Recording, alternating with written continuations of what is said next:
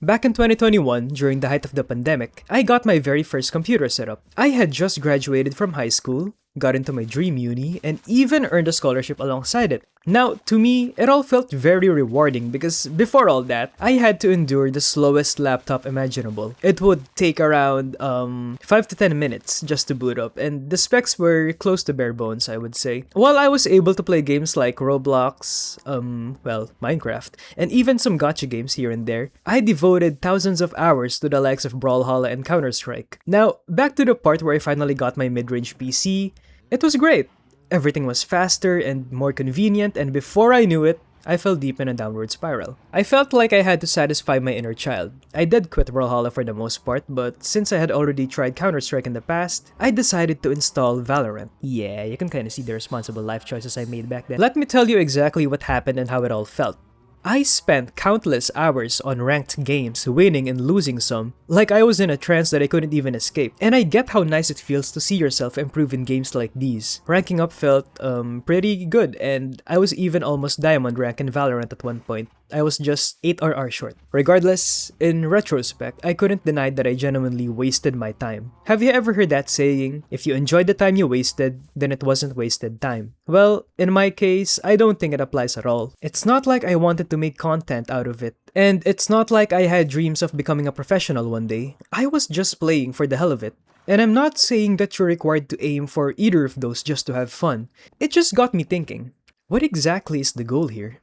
What happens when I reach the next rank? Do I just grind again for the next tier? And genuinely, am I even enjoying this anymore? Or was I just too scared to admit that I was running my life on autopilot? So, after 2 years of owning that PC, I was 15 kilos heavier, I had no social life, and I received grades so bad that they led to me getting kicked out of my college department.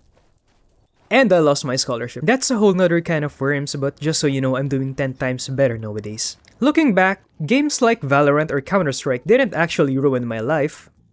I did.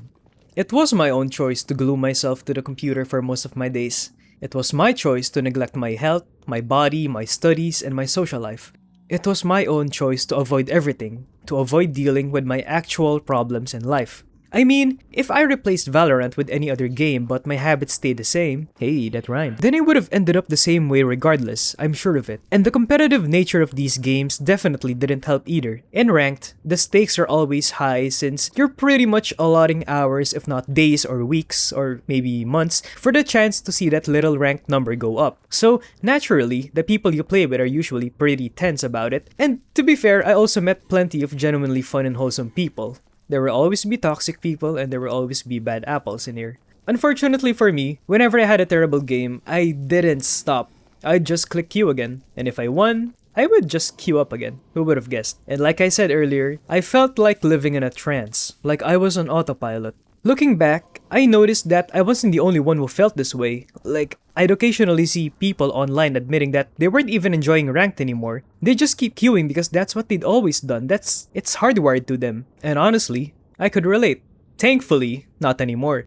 Over the past 3 or so years since changing my lifestyle, I lost around 20 kilos of clean weight. I socialized more in university, I joined organizations here and there, and overall, I became much more content with the way I live my life. Now in retrospect, and I'll include myself here, why do we keep playing even when we no longer enjoy the gaming experience? Personally, I wasn't even a high-ranking player. I was average, like Platinum in Valorant was average, if not below that, so why? I've wasted 2 entire years of my life, and I'm sure that there are people out there who aren't even aware that they're doing the exact same thing right now.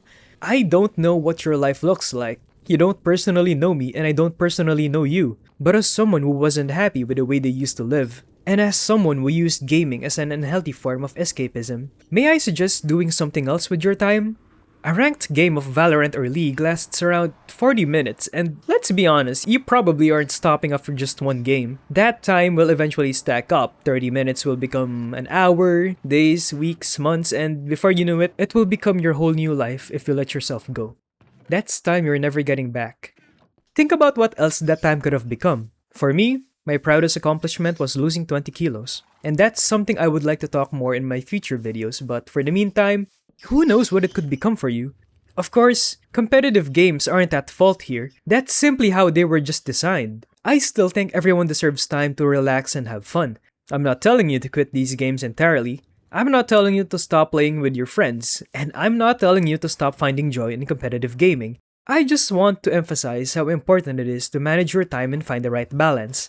I want to share what finally helped me snap out of it, and I remember it like the back of my hand. This is so oversimplified, but simply put, I took care of my body.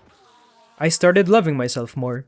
I stopped doom scrolling, staying up late at night, playing these games over and over again. I learned how to track my calories and eat healthier, and even though I wasn't going to the gym yet, I started becoming more active. I went on walks, and yeah, that's it. Nothing too intense. But I know for sure that it can change your life drastically. Eventually, I started doing home workouts, and about a year later, I saved enough money to buy myself a gym membership. But honestly, even though I'd highly suggest it, I won't force you to. In the very least, I will tell you to start walking more. It's low impact, low intensity, but it's enough to drastically change your life for the better, like I've said earlier. No matter where life takes you, your body will always be the vessel you experience it through. It affects how you think, how you feel, and how you perceive and appreciate life. So if you're like anything I've ever described earlier, if you have a game you're obsessing over, and if deep down you already know that sticking to that habit isn't taking your life anywhere, quit it. Do something that's actually worth your time, because you deserve a life beyond the computer. I made this channel as a sort of video diary. I've learned a lot over these past few years, and I want to share what I've been through and how I plan to move forward. If you have your own insight about the topic I talked about today, feel free to let me know. You're allowed to disagree with me. After all, I don't know everything, and I haven't seen every angle there is to this topic. But one thing is for certain. I am in a much better place now than I was back then. And if I get the chance to help even one person out there, I'll take that chance. Welcome to Unmapped Self. Come find yourself.